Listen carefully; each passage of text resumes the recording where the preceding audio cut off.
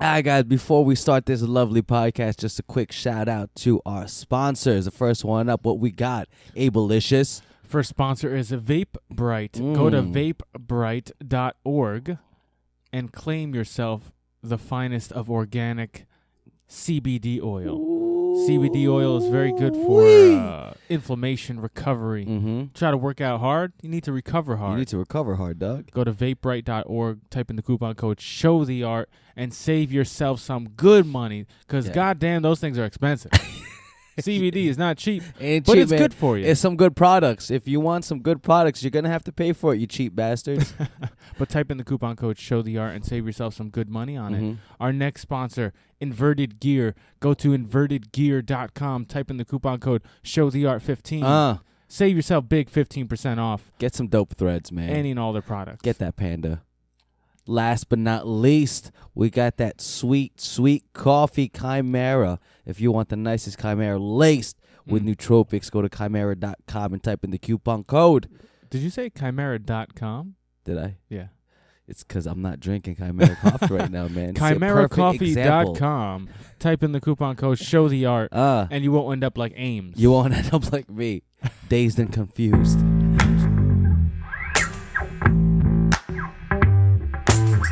What is going on, ladies and gentlemen? You're listening to the Show the Art podcast. We're here on a beautiful, muggy, cloudy Sunday, but the good thing is that we're fully caffeinated. We are hosts. My name is Ames. Alongside with me is my boy, Abe. Abe. Hey, what's up, man? We're in a special place today, man. Yeah. Where are we? We're in it's my not our usual gym, No. office with a whole bunch of Tai Chi stuff and Bruce Lee No Tai Chi. pictures around us. Where are we at today? We're in, if I can speak for you as well, Yes. our favorite coffee spot, Hands Mod down. Cup. And our guest today is one of the owners, Travis. Travis, how are you? Very well, thank you for having me. And it is a very English morning out there. Please talk like 2 inches from the Oh, mic. there My you go. bad. Grab You got to him. talk close to the Okay, mic. how's that? Can you hear me now? A little Yeah. bit, a little closer. All right, how's that? You can even hold it like a pop singer. I know we were just talking. We can. Problem, There mate. you go.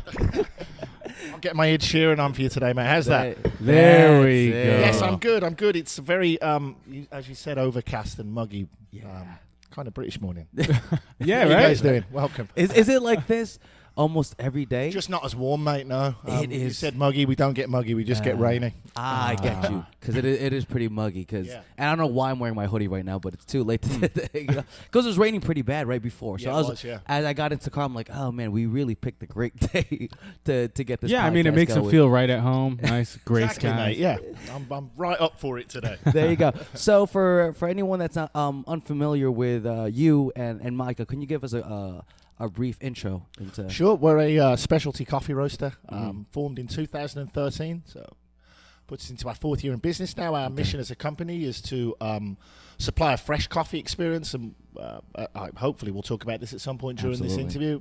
Coffee is a perishable product and stales quickly, and almost all coffee is served to us either of two ways, and more often than not, unfortunately, both, and that is either stale Yeah. or overly roasted to negate that staleness, leave a flavor on it. So yeah, we set up with a primary mission to roast coffee and sell it inside of its true window of freshness. Awesome. One thing I appreciate, not to hype you up or anything, but when I go to a place that I care about, coffees are one thing that I care about. I don't know why. I just like learning about it. Just something about it is special to me. You're So- not alone. I've found that a lot of people around here have been that way in the last 4 years, which has been a breath of fresh air, actually. It's pretty yeah. cool, right? Yeah. And then when I walk into here, whenever you're here, I know I'm gonna learn something. It's gonna be experience because you don't just serve coffee. You True. like to teach.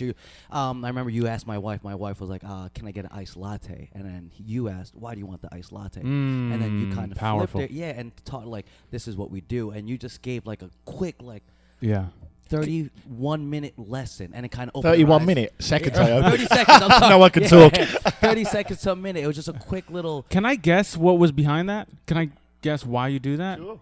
Because if you re-educate people, they'll come back for more. They'll know what they're looking for. Totally. Yeah. Absolutely. When my previous incarnation as a person, I guess, I used to work on cruise ships for a living. Okay. And I found, and I was a salesman on a cruise ship, so Really? I found that the the best way to sell things was to educate people. Not just for my own personal sales on that particular week on a cruise ship, but for the return and people that might come and buy from the company I was working for on other cruises. I always felt that if you educated people, knowledge is power, as they say, they would primarily come back to you as their source of buying.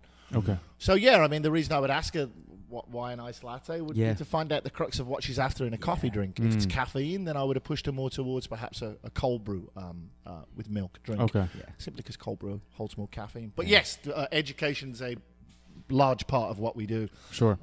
And has always been as a driving force to bring back return customers. Yeah. And what I'd like to say to piggyback off Ames, why I like this place and your other location as well, is one, like Ames said, I feel like you guys, not just you, but the whole staff, everybody's always trying to educate us, right? With like a friendly way, not like a snobby way, not a snobby way, but also, more importantly, the first time I drank anything that you've given me, whether it may be a cold brew, specifically a cold brew, an espresso drink, anything. From the first time I drank any one of those drinks, it was a different experience. Well, like finally flavor. You know, it's funny you mention that. My best friend, who's also an investor in the company, is a producer. And he tells me that he works in a very ethereal field in so much as, you know, works on a project for 2 years and then he puts it out there into the market, whether it's a film, a piece of theatre or whatever, like, you know. And it's not a tangible experience for him to get from his audience immediately. Whereas our product is an immediate, tangible response from the consumer that's in front of your face. And the one thing that we have with coffee, which is why I probably chose this business, that I couldn't find with anything else when I was looking for another business to get into that I could find passion about, was that, this is going to sound bad, but the difference between elevating yourself from what's on the market right now to being just a little bit better isn't that great of a difference. You don't have to do that much. You only have to buy the right coffee beans, roast it the right way, and serve it quickly. And you got a tangible response. So in the coffee business, by doing the obvious, you will succeed. Correct. That's interesting. When you do the right thing. It's such a... I guess the point is that, listen... closer to the mic.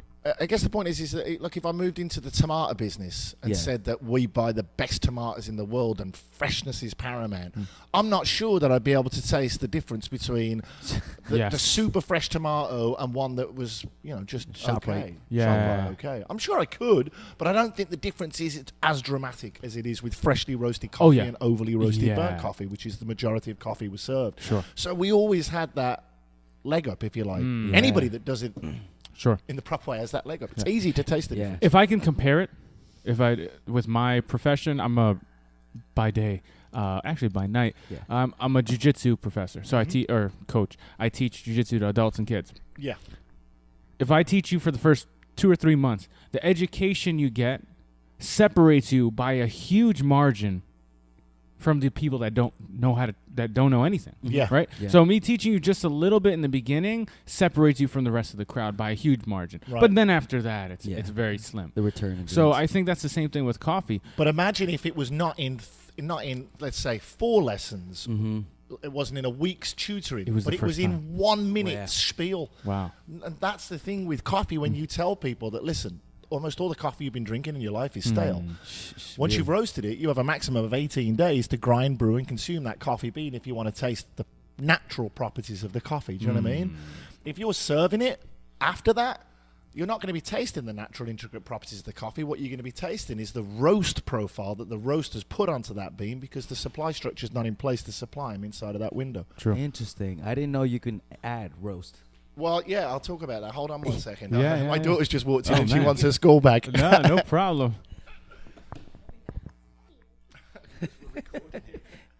Do you want to say hi? Hi. What's your name? Lola. I heard you're going to be a pop star, huh? Lola. Are you going to be singing sometime soon? I don't know. Guitar. Do you play the guitar? I'm going to get lessons. There you go. Good luck. All right, have a great day, honey. I love you. Take care, guys. Bye, darling. Have a good day. And now I want a daughter. I just had a boy. Maybe I want a daughter you did? now. Yeah. Congrats, man. Thank you, man. Yeah, it's a lot of fun. That's sweet. A lot of fun. So let's get into it. Your movement, okay, about serving fresh coffee. Yeah. Tell us, like, educate the people. Why does something taste better fresh, and why does? Well, I mean, saying it tastes better fresh is. I don't think I've ever said it tastes better fresh because I mean, what's better is always subjective, is it not? You know what I mean? Okay. Yeah. Your opinion of what's better is different from what the man next door's. Okay, how about this? Why does your coffee taste better than the other guys down the block? Again, I wouldn't say it tastes better, but what I will say is that you're tasting the natural properties of the coffee bean, and almost all coffee you drink, you are not tasting the natural properties of the bean. So in essence, think about it like this, right? Coffee is a fruit. It starts its life as a cherry. The bean is actually a seed. We call it a bean, but it's the seed of the coffee cherry. Okay. The coffee cherry is one of the most complex fruits on the planet. The bean or seed has between 800 and 1,200 individual flavonoids, which are chemicals that can make up its potential aroma and taste profile. Wow. But you're only ever going to taste any one of those 800 to 1,200 flavonoids if you're serving it fresh. The freshness of a roasted coffee bean, we as a company say is a maximum of 18 days after it's been roasted. Wow. Almost all coffee you're served, guys, is roasted months ago, stuck on a shelf, and then ground and brewed for you 6-7 months down the line. Yikes. Next time you're in Starbucks, go take a look at the bags. Yeah. And they'll tell you a best before date. That best before date, more often than not, is 12 months out from when you're looking at it on the shelf then. Holy crap. So if you're only going to taste the natural property of the coffee bean within that 18-day windows, then at any major commercial corporation who aren't supplying it in that window, you're not tasting the natural property of the coffee. Wow. Yeah. So therefore, what are you tasting? Well, because the companies, roasters, know that their supply chain is not set up to benefit the consumer and is there to set up to benefit the supplier, they're going to impart a profile onto that bean as they roast it. Ooh, here it Then comes. they're going to sell you, do you want that roast flavor light, medium, or dark? Oh man. What they're referring to is the carbonization of the coffee bean. And the thing is that most of us then mask that carbonization flavor with milk and sugar. Yeah. Coffee can taste like blueberries. Coffee can taste like caramel. Coffee can taste like honeysuckle. It can taste like anything. And just so we're on the same page here, and I'll draw your analogy to something. We do this a lot as a company. We draw analogies to other things. So we get a click and you can relate. Wine is another very complex fruit. True. The grape. The wine grape has between 400 and 600 flavonoids that make up its potential aroma and taste profile. So coffee has the potential to display double the flavor That's ridiculous. complexity of wine. That is ridiculous. So But almost all coffee was served is either A, stale, or B, overly roasted, replacing all of those natural flavonoids with a carbon flavor. Here's the mental thing that if you really want to dig deep into it, what is the flavor of coffee? Well, it's hard to pin down, like I said, because it's one of the most complex fruits on the planet. yes. But the flavor we've been sold as the flavor of coffee, which is ice cream flavored coffee, which is toffee flavored coffee, is the French flavor, vanilla. Yeah. is the flavor Spiced of the pumpkin. carbonization of the bean. Oh, kidding. We're So- not interested in that. So, I guess to explain a little easier, Mhm. the coffee industry, basically they educated us incorrectly in order to sell their product in a maximum level. Well, what they've managed to do over the last 50 years is not perpetuate, yes, perhaps, perpetuate a number of myths and a number of fallacies Yeah, let's Yeah. get into that. that have been brought up Yeah. and that have been cemented in our idea as to what coffee is and should be. And Sure. the reason that they've perpetuated them and cemented them is because if they were to change them and serve coffee in its true window of freshness, that means they've got to change their supply structure. It also means they've got to start buying good green coffee. And what I mean by that is what the current system allows coffee companies to do is buy commodity green coffee, which costs them about $1.40, $1.50 a pound. Doesn't really have much flavor, natural flavor. It doesn't have to, because you're going to burn the shit out of it when you put it into someone's cup. And somebody's going to Say- ask for sugar and doesn't cream matter. anyway. Right, and you're going to sell that as the flavor. If you want high quality coffee that tastes like blueberries, you've got to go to the best farms. Now, if you've noticed, it's taken us 20 minutes here before I've even mentioned quality. Yes. And I do that for a reason, and all my staff are instructed to do that too. Nobody should mention quality first up to a consumer. The last thing I want us to do is come off and appear like snobs, Yeah. coffee snobs, True. elitists. We are buying the best green coffees in the world here at Mod Cup, and some of the coffees you are experiencing are in the top 1% of all coffee grown around the world. And I wanted to ask about that, but keep going. But we're not going to talk about that first. What we're going to talk about first is the lie that you've been sold for the past 50 years and what it is that we do as a company. Yeah. So that when people say, wow, why does this taste like blueberries? Why does this taste like chocolate? Well, it's because all coffee you've been served in the past is either overly roasted or stale. And I want to go out on the record and say, try that Kyoto over there, their cold brew, tastes like blueberries. It does. And that's one of the big sellers. I came in here, I'm like, and I went back to my wife, I'm like, this coffee tastes like blueberries. Well, we were What just having the- a conversation before you walked in. The guy that was kind of like the man that started this all off for me. I met a roaster in Toronto Yeah. after I'd finished working on cruise ships when my kid was 18 months and I was looking after my kid up there. And I'd never had specialty coffee then. And he said, "You've never had a proper cup of coffee in your life?" To which I laughed at him. Yeah. And he said, "Well, pop over to my house and I'll brew you one." So I went over to his house and I drank this, I think it was a Balinese coffee, and it tasted like strawberry chocolate. I said to him, "Dude, this has got flavour in it." "No, mate. This is the natural flavour of the coffee bean." Wow. Yeah, it's yeah. ridiculous. At that moment, I went, why a smart, educated man like me doesn't know that is beyond me. I can hang a whole company on this, do you know what I mean? But it's still interesting that even he's number one selling coffee up there in Toronto at his roastery is a darkly roasted coffee. To which I asked him, if you're so passionate about turning people onto freshly roasted coffee, why is it that you still darkly roast? And he told me at that time, 6 years ago, because it's my biggest selling coffee. You're going to have to do that too. Yeah. I refuse to do that.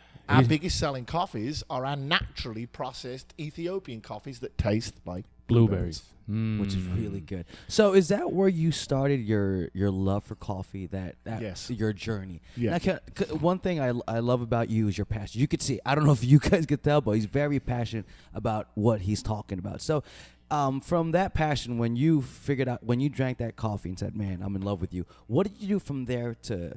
What was the process like? Because I enjoy hearing the process, like from where you started. Of forming the company? Yes. Oh. Or like just the love for coffee, and then how did that turn into like, hey, you know what? Let me start a company, or let me start something from this. At that time, when I was in Toronto looking after Lola, I'd been looking for a business idea for a while. Okay. I didn't want to go back to selling art. I'd been selling art for 12 years. I had no interest in doing that here in New York, New Jersey, where I was living. Okay. I enjoyed my time doing it while I was working on cruise ships, but I was looking for something new to dig my teeth into. But nothing had struck me as, wow, you can hang a company on that. Yeah. You know, I hadn't had a mind-altering product that had come my way, or mind-altering is probably the wrong word, or maybe it's the right Yeah, word. no, it's the right word. Yeah. I'm not sure. But I hadn't had anything that went, wow, that's it. I can hang a business on that. That alone, that small fact of, wow, coffee's a perishable product. Almost all the coffee I'd been drinking is stale.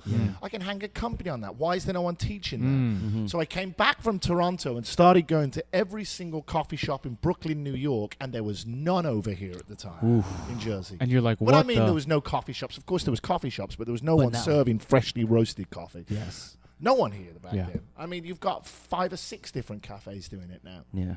But there wasn't back then, 6 years ago. So I had to go over to New York, and I went out to Brooklyn. I tried coffee at loads of places, and every place I went to, I found the same problem. I was in love with the coffee, but out of love with the people serving it.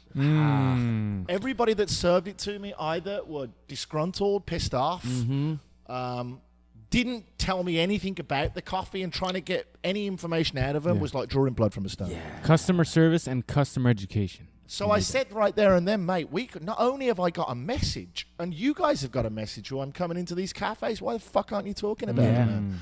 Like, I come from a sales background of selling $10,000, $15,000, $20,000 works of art. Now I'm selling $4 cups of coffee. The principle's still the motherfucking same. Yeah. But sell. Let me Sell. let me tell you Educate. something. Let me tell you something. You know those cups, the Excuse keep the French, by the way. I'm English. the keep cups you guys sell. Yeah.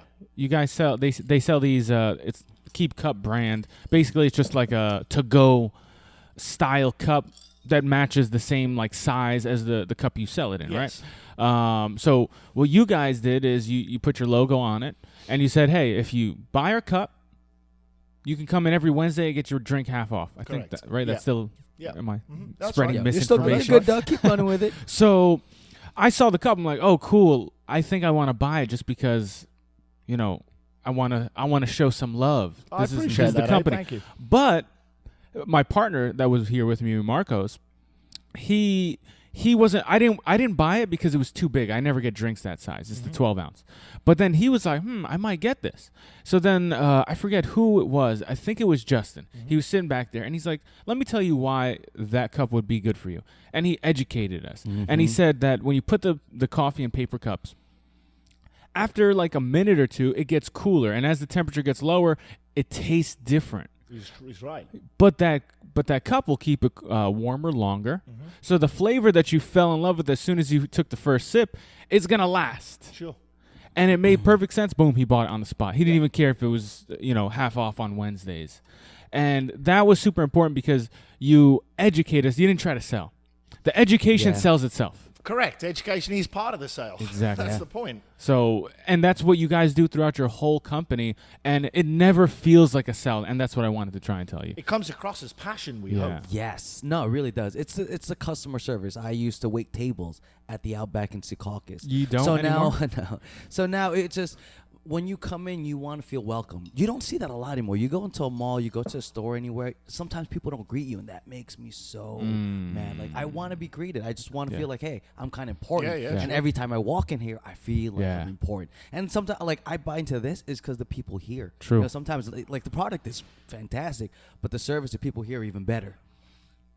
Yeah. Yeah. It's a coffee spiracy. Now let me roll on. So 2 things. One, maybe explain in brief, like nuggets. You pick the coffee. What are the few different processes it goes through before it ends up in your cup? That's one. And then I remember you were explaining to us a few months ago the scales of coffee. What makes something a 1%, and then most people sell an 80% or 75% coffee, because I think that education will help people when you say roasting it. So, at the end of the day, coffee is a fruit, so it's farmed. Yeah. And of course, as I always say, the role of everybody on the supply chain after the cherry's been picked and processed and put in a bag and sent is just not to fuck it up. But there's 3 really distinctive things that can affect a coffee's flavor profile. There we go. A little closer. One is the varietal. Just like wine, you have Cabernets, you have Pinots, you have those are different varietals of of grapes in wine. Well, with coffee, there's the same thing. You have a number of different varietals of cherries, which can have a dramatically different flavor on the coffee. The second thing that's going to have a dramatic influence on the ultimate flavor of the coffee in your cup is how that coffee bean was processed. What that refers to is how does the coffee farmer, once the cherry is picked, remove the cherry flesh from the bean seed. Dry and wet, right? Those are the 2 main ways, yeah. Okay. When you dry process a coffee cherry, what you're essentially doing is taking the cherry, you're picking it, and by the way, coffee's a bitch to grow. It's a bitch to grow, which is why the whole idea of when people come in and they say, can I have a regular cup of coffee, which is a total East Coast phenomenon. They don't say it on the West Coast. They never say that in Europe. So to me, the idea of a regular cup of coffee once you've been to a farm is fucking wild. Yeah. It's twice as hard to grow as wine, and no one walks into a wine bar and Let me says, get a regular. "Let me have a regular glass of wine, man." You know what I mean? It just doesn't fucking happen. So why with coffee? Is it regular? Yeah. It's super difficult to grow. So, for example, once getting back to picking of the cherries, and just calling it a cherry as opposed to a bean right. makes it so much more desirable. Yeah. Can I? That's true. Yeah. Right. Yeah, well, those are things that we ask our staff to be aware of. Yeah. Call them different names so that people get this. You know what I mean? That it's a fresh product we're dealing with. Sure. Yeah. Cherry means fresh, right? Yeah. So give them that. Seed. Use seed instead of bean when Yeah. you're talking about it too. That helps people as Sure. well. So, I just came back to it being a bitch to grow. Once you plant a coffee seed, right? Let's go into this for a second. Once you plant a seed, the bean, as a farmer, you've got to wait a minimum of 2 years before you'll start to reap any cherries that you can harvest. More often than not, 5 years before you can reap any. That is a son of So a that bitch. is a bitch to grow. So, first of all, think about this. Coffee's grown in third world countries generally, where they need money, guys. Yeah. So to plant a crop that you don't get anything from for 2 to 5 years is That's like a loan. crazy. It's exactly what it is. It's a Wow. loan in all of these third world Holy countries. crap. And unfortunately, a lot of it they're therefore held in bed to large coffee corporations that keep them embedded to them by giving them the loans to grow it. Here's where it gets even madder, right? So let's say after 5 years you start to get some cherries back.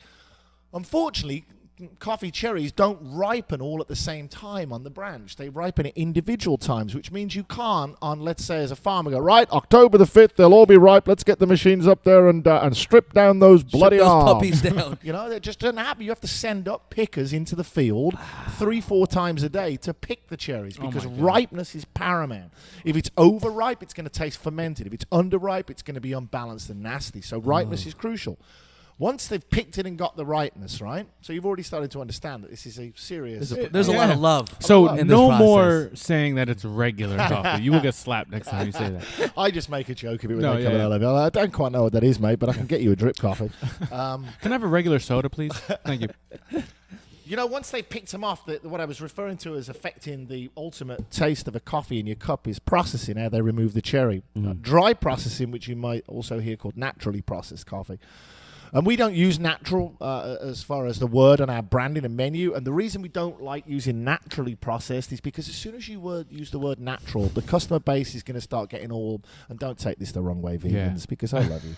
They're all going to start getting vegan on my ass and start thinking about, oh, this is natural this and natural that. I'm like, this is not what I'm referring to here, mate. Yeah. What I'm referring to is that the coffee bean or seed was dried in the cherry. So let's leave naturally processed as a term alone and use dry processed. Yeah. Gotcha. Because what's going to happen is they're going to pick the cherries, they're going to stick them on sunbeds raised above the above the earth, and they're going to let the sun hit them for 2 weeks until they decompose and the cherry falls off the That's bean. what's natural about it. That's what's natural Yeah. about it.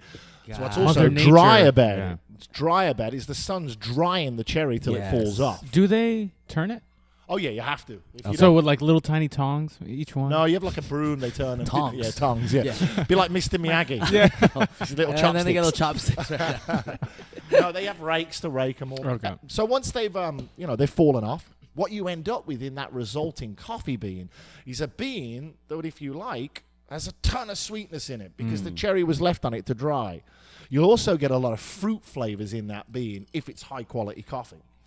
Because again, the cherry was dried around the bean until it fell off. Okay. And when it tastes like a blueberry, is it because it was growing around a blueberry? No, good question though. The reason that, let's say for Bush? example, we have an Ethiopian coffee on the bar right now that's a Yirgacheffe naturally processed coffee, dry processed. No, it's natural. It's all natural. Take like, that, vegan. Like the chicken in the supermarket. All Yeah, natural. it's all natural and bleached. Yeah, it's dry process. And the reason it tastes like blueberries is quite simple. One of the flavonoids, one of the chemical flavonoids in that particular bean Bombs. is dropping the bombs. same chemical flavonoid that gives blueberry its blueberry flavor. God damn, you It just just blew my mind. Happens to be in that bean. And What if you the- roast it properly and you serve it, and again, this is most important, in its true window of freshness, maximum of 18 days in our opinion as a company, you have the ability to taste those blueberry notes. And it's interesting whenever I'm out there in the field brewing coffee for people and I talk about this, 80% of the people for the first time will look at me with a completely cynical look. What the fuck are you talking about? Hmm. What are you talking about? Yeah. And then I hand it crazy. to them. They're like, holy shit. It tastes like blueberries. You aren't lying. Why? You explain it, they get it. That's a crazy part. Every time I try something here, I'm always excited to see what flavor. Like, cause I actually taste those flavor notes that like the blueberry and so on and so forth. So I think that's pretty damn cool. Yeah, yeah. It's super cool. And then the third thing that will have a dramatic impact on the flavor of the bean is how it was roasted. Yeah. Gotcha. Are you treating the bean with care and due diligence? Yeah. Or are you So- just throwing it in the oven at 450 and letting it bake? Blind eye, right? That's what I'm saying. Totally, yeah. I mean, that's Yeah. it in a nutshell. The question I get asked a lot is, this is mind blowing. But in that case, why is it that people like Starbucks and these guys burn their beans? Yeah. Well, they don't burn their beans. They're not attempting to go out there and burn their coffee beans, right? What they're doing is sticking to the Italian tradition. Remember, Starbucks as a company was founded by Howard Schultz because he was in love with espresso culture, which comes out of Italy. By the way, Italy does not grow coffee, folks. Italy's gift to the coffee world is the espresso machine. Yeah, that's it. That's it. okay. Yeah. They don't grow coffee. They gave us the espresso So if machine. you get My dad- Italian coffee, run. It's There is no Italian it's not Italian. coffee. That's what I'm saying. Run my away. dad Don't. came back from the Philippines. He said, "Oh, this is Italian coffee," and this is when I started. So I'm like, these are some of the these are Yeah. some of the myths that Yeah. perpetuate through the coffee world Can and we- some of the idiosyncrasies we try and help people with. Yeah. Can we go? What are the top 3 ones that that? Top Not three what? Maybe those fallacies, those things that you Coffee try- myths. Yeah, those Coffee myths. spiracy. Yeah, the top three off the top of your head. Well, the first one is no doubt about it. Is darkly roasted coffee is good coffee. okay, yeah, let's speak on that. We're closed, mate. I'm sorry. Thank you. Man, I love saying we're closed. That's pretty cool. I hate it. It's money going out the door. Hey, dog, we're working right now. Definitely darkly roasted coffee is good coffee. Number Okay. one. The biggest fallacy and myth that there is. Give me a good, strong dark roast. Yeah, That's the line. You hear that a lot. Yeah. Well, I'll first take your of all, finest of dark first of all, roasts. first of all, good and darkly roasted do not belong in the same sentence, and neither does strong.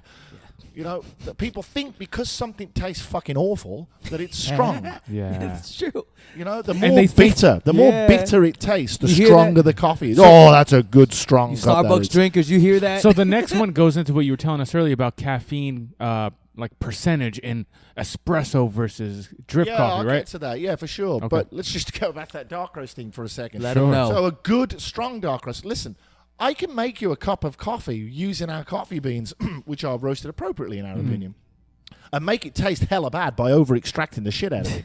And what I mean by over-extracting the shit out of it is brewing it badly. Yeah. Yeah. And I can give you that, and it's going to taste super disgusting, in my opinion. But there's going to be someone that walks in and goes, "Oh yeah, that's this where is- it's at." this is because he thinks that something that tastes uber bitter is strong. Yeah. No, there's no strength in that Sure. other than over-extraction. And a simple comparison is you're at home, you get your tea, you put it in your water, and you let it sit there for half an Yeah. hour. It's going to taste bitter. And horrible.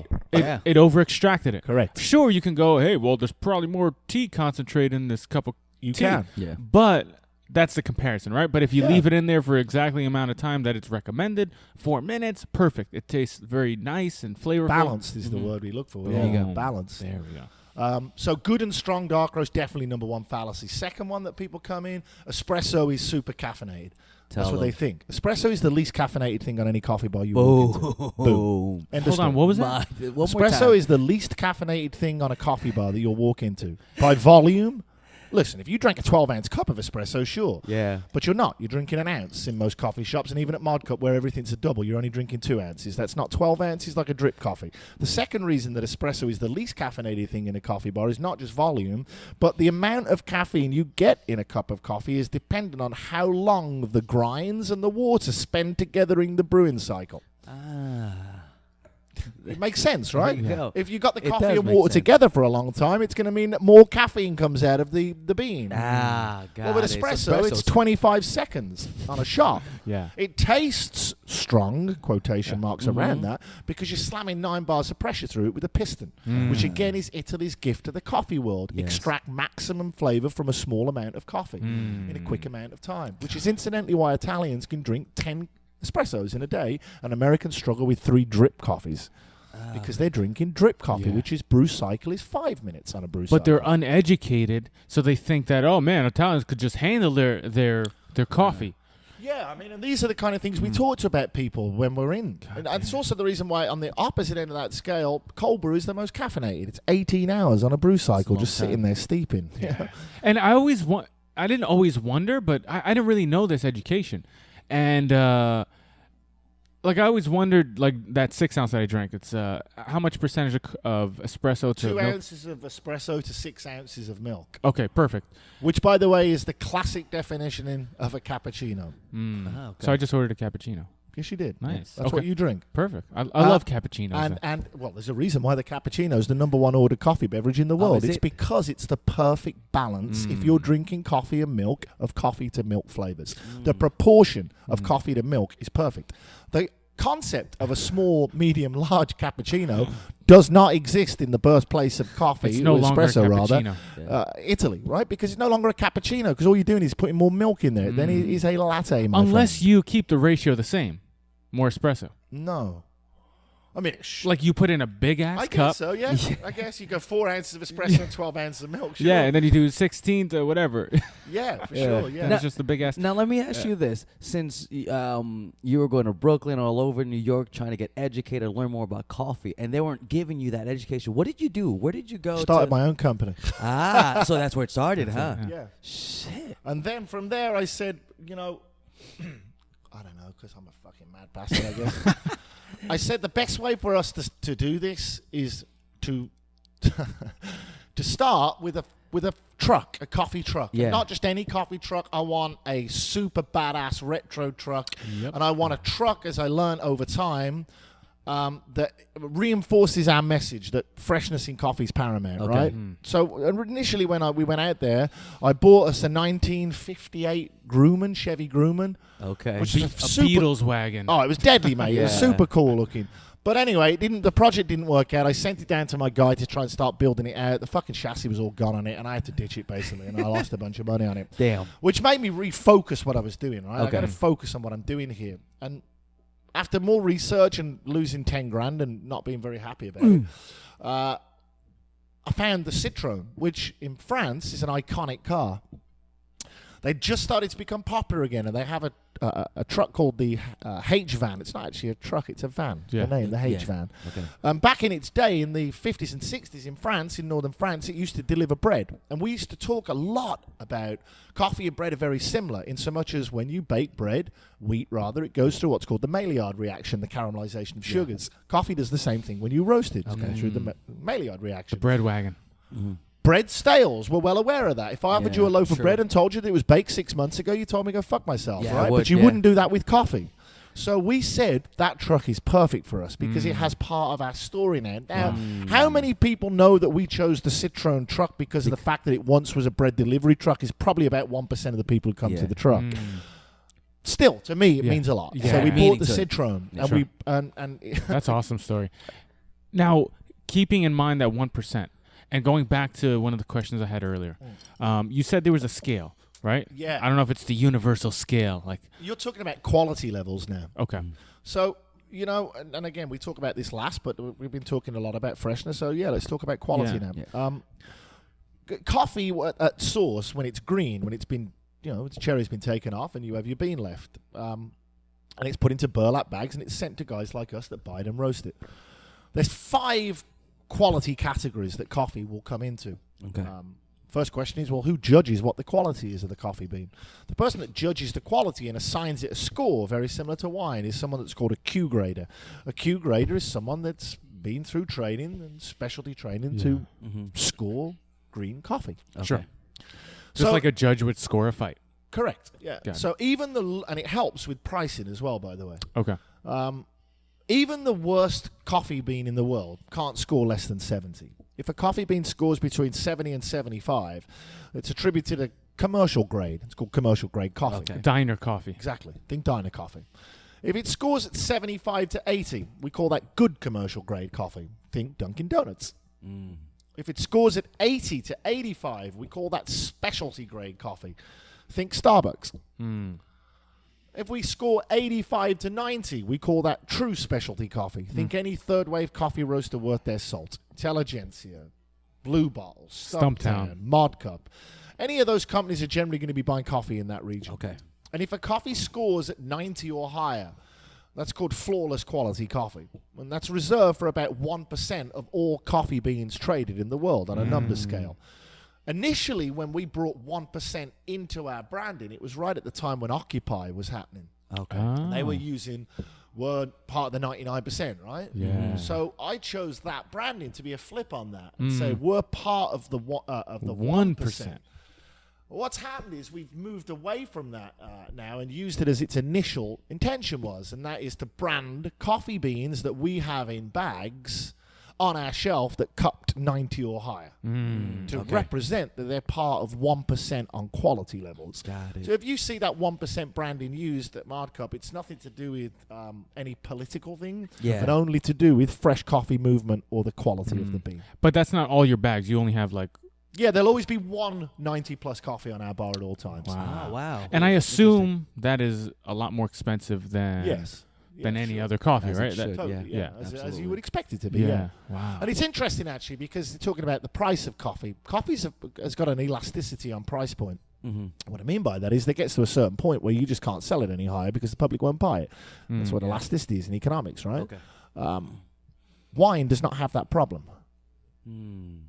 Doesn't have an elasticity of price point. You can charge $100 for a glass of wine if you want, mate. Yeah. True. I mean, As soon people as buy I- bottles of Yeah. wine for like 20 million, right? Like, For 25 grand at auctions every week, mate. Wow. Here's my point. It's challenging when we're bringing in a coffee bean that is considered to be one of the best coffees in the world, as we did last year with a particular geisha varietal and with a coffee from a... I bought it. Yes, beautiful, Yeah. man. Yeah. We use one importer that are known as 90-plus coffees sometimes. They supply all the barista championships around the world. They're a big company. But they get unbelievably top-level 1% coffees. So when we put those on the bar and we're asking $8, $9 a cup for the cup, Yeah. when people go, that's outrageous, I say, well, is it? Because, like, a glass of the best wine in the world, how much would that be, my friend?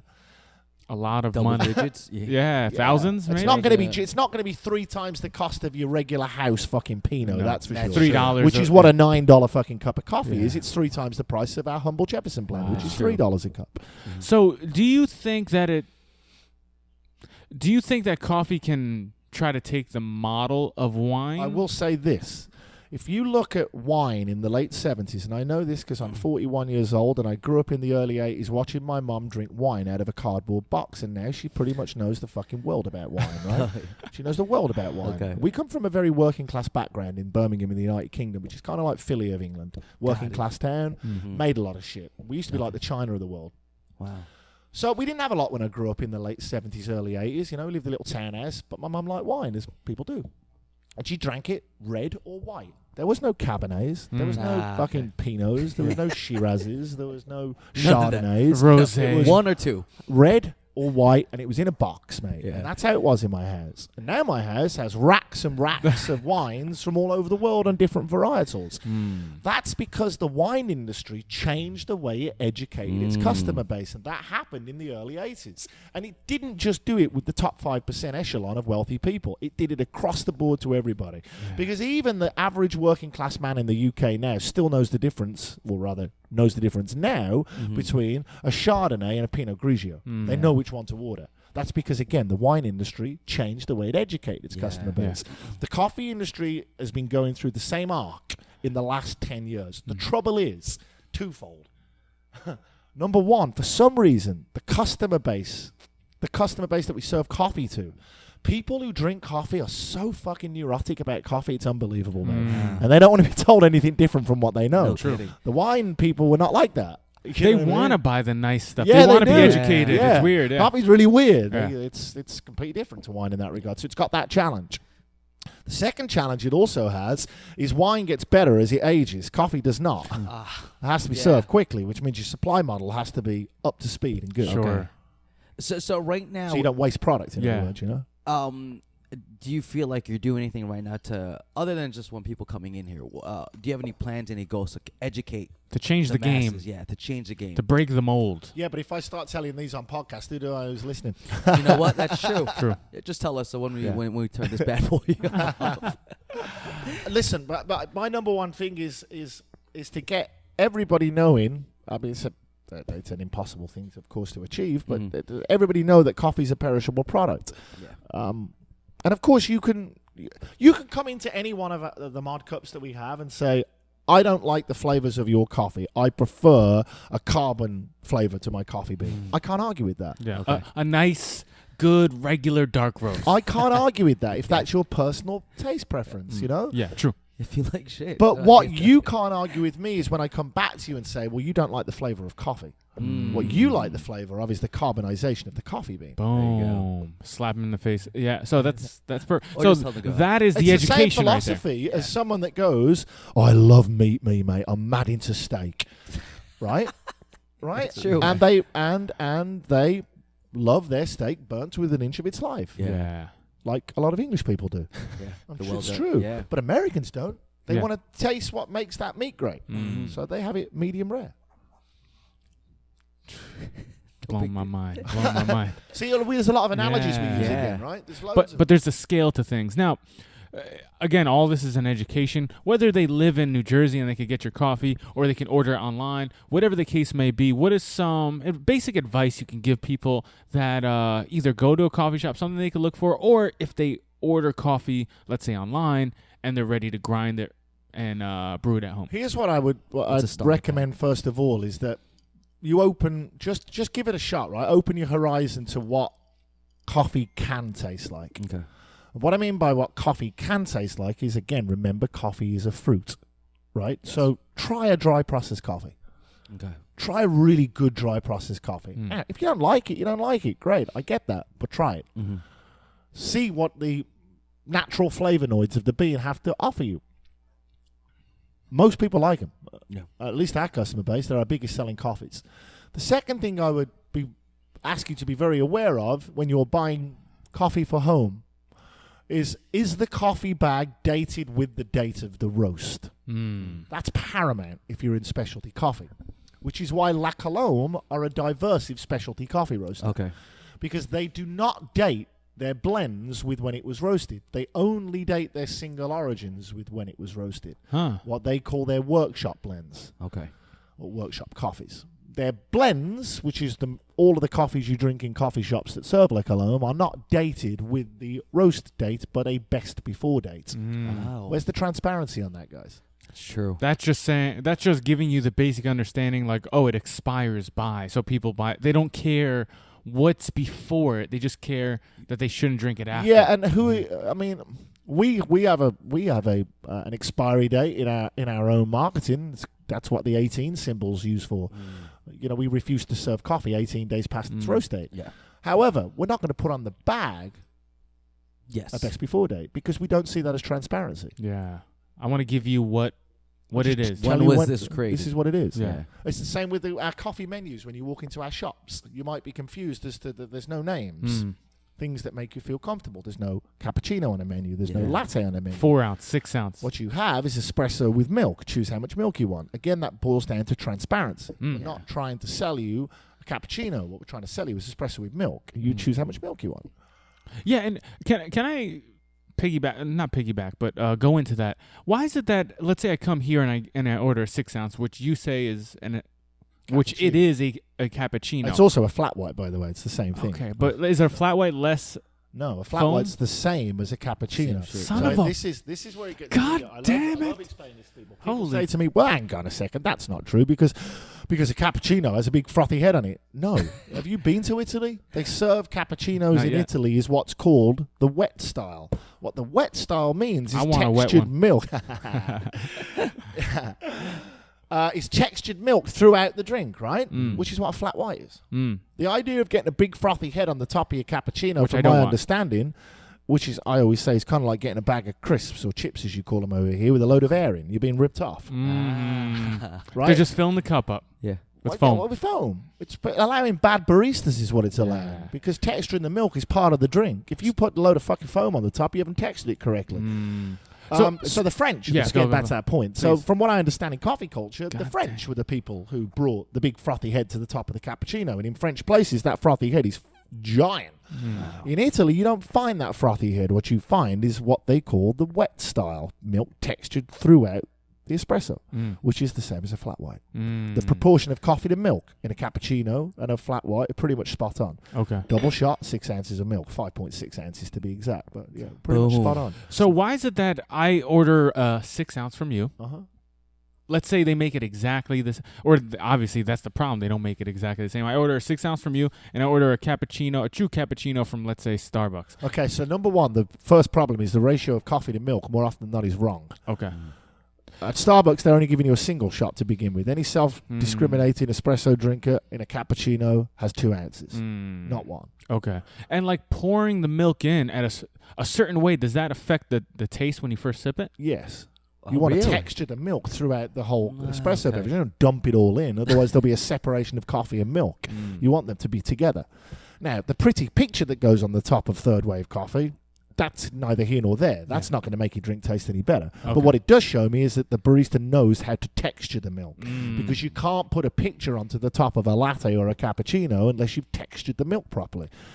Do you follow me? And when you Interesting, say yeah. you texture, what happens? Like you pour it in, and the milk doesn't go straight to the bottom, Yeah, or or straight to the top. okay. God. So God. texturing the milk, you're trying to achieve a texture that's similar to, if you like, paint. So it's like trying to Okay. mix water and oil. Think about it like this, right? So you know nitro? Yeah. Nitro has a creaminess to it. Uh-huh. Yes. That creaminess comes from nitrogen, not milk. Yeah. A good cappuccino should have that same creaminess, but it's achieved by the texture of the steamed milk. Boom. Knowledge bombs, baby. So I think There's like a lot of Guinness learning has that today. lovely texture, right? Yes. Same thing. A cappuccino should have that lovely texture that runs throughout the drink. As it settles to the top. With Guinness, they tell you to wait, right? Wait Yes. till it settles. Not with a cappuccino. It should be drunk because it's throughout the whole drink. Wow. And then the last thing is grinding. Yeah, super important. So yeah, getting back to things people should pay attention to at home. One is I encourage you to try a dry processed coffee. Number two, be aware of coffee's a perishable product and see if the coffee beans that you're buying are dated with the roast date so that you can judge. Ryan always says, who works with us, that you can track the freshness if you know the roast date. In other words, a coffee's going to taste differently 5 days after it was roasted to 10 days after it was roasted to 15 days after it was roasted. And the reason is because the gas that was imparted into the beans during the roasting process will start to escape over those 18 days after the roast date. Okay. Which means the water doesn't have to work as hard to push out those gases and can concentrate on brewing more of the flavors. And of course, it gets to a point where those flavors themselves drop off out the bean, like the gases drop off out the bean. Wow. And that's about 18 days, in our opinion. Third thing that people should pay attention to if they want to brew good coffee at home is not just freshly roasted coffee, but grinding. Yeah. You can have the best freshly roasted coffee in the world, but if you've got a shit grinder, it don't make no difference. Got it. So, Because coffee's going to be absorbing water, right? yes. Okay, so if you've got certain grind particles that are larger than others, water's going to pass through the least path of resistance. Yeah. So it'll go through where the grind size is big and not where it's fine, which leads to a very unbalanced cup of coffee. Your grind size should be identical throughout. Sure. So a burr grinder, which is like teeth grinds, not blade. Stay away from blade grinders. Blade grinders chop your coffee. They don't grind them. Yeah. Burr grinders are essential to any home kit. Sure. Yeah. And you don't grind here because the freshness is after, what did you say? After like 15 minutes? It's interesting you say that. You mean grinding ground coffee for you to take home? Yeah, exactly. Well, we will, but we'll always tell you as we do it.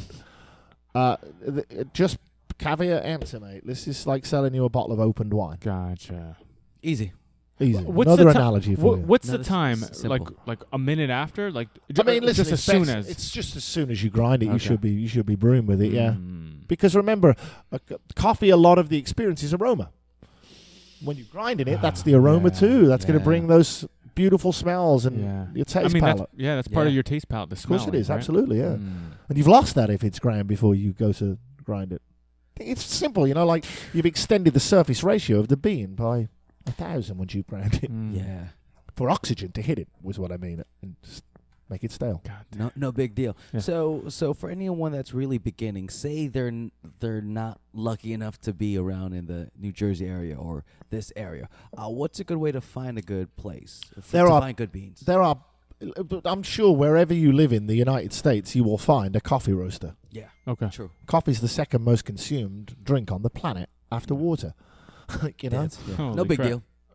No big deal. I mean, I had Second more most coffee than I trade- had water. Second most traded Yeah. commodity on the planet after oil. So there's going to Wow. be a coffee roaster in your town, I hope. you couldn't find it. So look for the coffee roaster because most small coffee roasters will operate under the same premise that we operate here. Freshness is paramount and we roast appropriately. Now, Sure. of course, not everybody. Yeah. And here's the problem, by the way, and I'm getting back onto my dark roast bandwagon. Here's the problem if you've only got one, because people say to us, why don't you just do a dark roast, mate? Because that's what I like. If we darkly roast a coffee bean, we only have one roaster, right? Yeah. Well, the trouble is that the beans that are inside of the roaster, then if you take them into the second crack, which is what we refer to it as in roasting, they start to produce oils, right? Mhm. Those oils are going to start to lacquer the inside of the barrel and taint any other coffee that we put in there. Mm. So it just jacks everything else. Yeah, up. so there's a local roaster around here that roasts dark and roasts appropriately roasted coffee too, of a pretty decent quality. The trouble is all of these pretty decent quality, appropriately roasted coffee have got a back taste of the roast flavor from his other coffees. that sucks. Yeah, that's like just And you mixing taste it. spoons without Yeah. cleaning it. Yeah, Yeah. kind of like mixing espresso with drip coffee, Oh, okay. as I always The like red to eye? say. Yeah, red eye. It's a total. Why would you want to do that? So I shouldn't order it here. Well, you can, but you'll be given Hey, Jeff, some can I get, like- education. You'll be given the again. red eye. Yeah. You'll be Isn't that your game? You'll just be told, listen, why do you want to do that? That's like taking Justin's got this new analogy. He said, that's kind of like getting a Long Island iced tea. Whilst it'll do the trick and get you caffeinated, because I presume that's what you're after here. If you're ordering espresso and drip coffee together, it's going to taste pretty shit. You're spoiling it. You might as well just go get a caffeine pill and pop it. My analogy is. Sorry, guys, we're closed today. Sorry. My analogy is it's like taking Thai and Mexican food and try and blending them together. No fusion. That's perfect. That because is absolutely perfect. At the end of the day, it's two different brewing techniques. One is espresso, and one is drip. Sure. Not only are they two different brewing techniques, they're two different coffees. Yeah. So the root of that is just by approaching that when you come into a coffee house or whatever you want to call it, just by approaching it from By that the way, I stand- love that. The coffee house. I've been saying for years that we should call all of we call them shops, right? But I've said we should call them houses. And the reason is simple.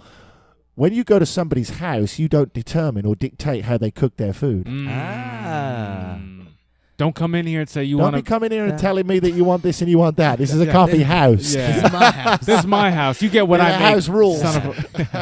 But just approaching it by that level of like, come in, and if I went to like last night, we were looking to order food, and we ended up ordering Peruvian food. Yeah, nice. And that was the whole thing. Like, oh, let's get these Peruvian flavors. If we just wanted to satisfy our craving of being hungry, we would have ordered a pizza. Or just threw anything in the oven, or ate just a bunch of bread. Yeah. But the whole point was to experience some flavor. Of course. So by doing that, and if you go into your local coffee house or coffee shop and say, today I want to experience an espresso drink, or today I want to experience a drip coffee drink or a cold brew drink, I think that'll start the education process as far as people understanding the whole thing. Yeah. Sure. Right? Yeah, no doubt about it. But if you want to get caffeinated, just go to like Dunkin' Donuts. Get your cheapest coffee possible if that's what you're after. Well, I mean, you're talking price points there. Yeah. We're not talking price points much here today. What we've been talking about is a general idea and premise. If someone comes in and asks for a red eye, it's obviously you want to get caffeinated. The quickest way and easiest way to caffeinate is cold brew. But if you're insistent on a hot coffee, then what I would recommend for you is either I'll do the drip coffee and the espresso on the side and slam it, or I'll make you a double shot Americano. Yeah. I love how you always give the options. Like, you can have this and you can do this. Like, oh, okay, it makes it easier for the customer. Yeah. Okay. Options, man. Yeah, that's why it's good that you always try to educate and ask questions. Like, But of why course, do you some want people this? don't like to be told no. Yeah, it's true. Especially, I know how I like my coffee, Yeah. and this is how I like my. Yeah. Okay, great. We'll go and Alright. find another Yeah. person. that'll do it. I'm the customer. I know what I like. Oh, and this is a big thing, by the way. The customer is always right. The customer is not always right. Yeah. No. The customer has the right to be heard, Yes. but doesn't mean they're always right. I agree. And I didn't say agree. that. That's a Walt Disney quote. Oh, is it? Uh-huh. And I always think it's our job. He works at Jiu-Jitsu Academy. I work at a strength and conditioning place. Yeah. It's our to educate. You Yeah. might think this way, but let me tell you what I've learned Yeah. through my experiences. Sure. I think it's a good way to connect. It's just through my experience. This is Mhm. what I think, or this Sure. is my opinion. Yeah, Yeah. So Beautiful words. yeah. for sure. Travis, thank you so much. I know you got to go. You're going to Yeah. watch the football There's- game. Yes, it's a mate, big day. World Cup And not- qualifiers today. Not so big for us. We've already qualified England, Yeah. but my mate's is a feisty Glaswegian, and Scotland have got a big game today. So I'm going to go and support the Scots, mate. Which It's, is it's an exciting day for you. Then. You're wearing the wrong scarf today. You should be wearing Yeah. that Scotland. exactly, yeah. Difficult, No isn't shit. Yeah. Although I've got kind of a Rod Stewart look going on here Yeah, you today, do. so they've got the Scottish thing going Listen, man, I can't pull it off, but you are pulling it off. Sir. You can try. Why don't you try next time you come in here? Maybe. Yeah, we'll see. Please tell people how they can reach you and how they can order your coffee. on. Sure. We have 3 cafe locations. They're all in Jersey City for now. One on 479 Palisade Avenue, which is opposite a beautiful park, with an unparalleled view of the New York City skyline. Right not from lying. inside the cafe, you can see, or house should I say, Yeah. you can see the Freedom Tower and the Empire State Building. Every Sunday morning there's a beautiful this guy farmer's is market. selling it. Gotta sell it, dude. This As I guy- said, sell. Farmers Our market. roastery is a 25 Senate Place, which is also a cafe and our headquarters with offices inside. And then we have the truck, the 1969 Citroen, that is parked permanently indoors at the Harborside Financial Center, right at the ferry terminal. There's a ferry that takes you into New York City from That's there. where it is. Okay. Yeah, and our website is www.modcup.com. If you want to follow us on social media, at Modcup Coffee, Instagram, Twitter, and Facebook. I'm not really much of a social media guy. I don't have any of that, but I think I got there. that right. Yeah. But it's there. And that announces any classes. If you ever want to come to one of our coffee classes, now that the summer's over and we're getting into the autumn here, we'll start to ramp back up the classes. Beautiful. Because Game people on. aren't away anymore. Let's educate. Last thing before we go. All coffee beans are coffee beans, right? There's no espresso beans. No, there is not. I don't want to dive back in, but that's a coffee bean is a coffee bean. Trying There's to no dive back espresso in, bean. man. If they're selling you espresso beans, they're selling you snake oil. Yes, that's Boom. another one of those myths, mate. We'll get into that in another podcast. All right, man. Thank you Travis, so much. Thank you so Thank much. you so man. much for having me, guys. Real pleasure. Thank you.